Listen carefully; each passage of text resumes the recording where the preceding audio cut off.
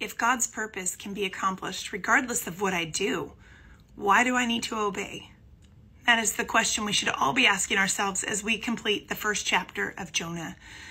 So at the end of this chapter, the mariners who Jonah told he was fleeing from God, they are not yet convinced about God. So they try to row to safety in the midst of a raging storm, and they're not getting anywhere, at which point they recognize that God is real. They're in fear of him, fear of this raging storm and everything else that goes along with that fear.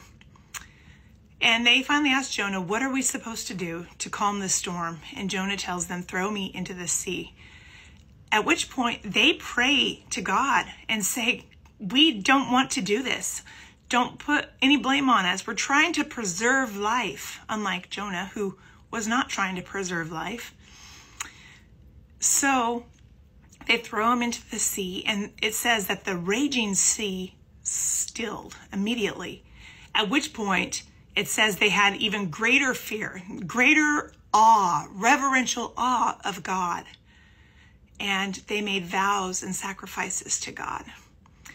We end this chapter with Jonah's silence continuing in the belly of a whale while these pagan mariners are calling out to God.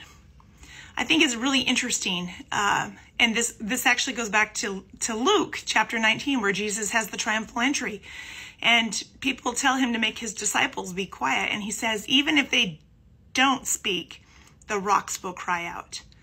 So yes, God's purpose will be accomplished regardless of how we, as his followers, obey him.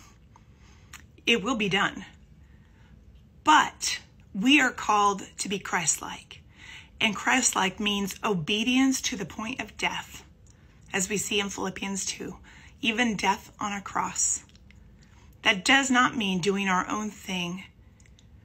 It does not mean giving up other lives because we are selfish and angry with God. It means following no matter what is asked of us. Something to contemplate today.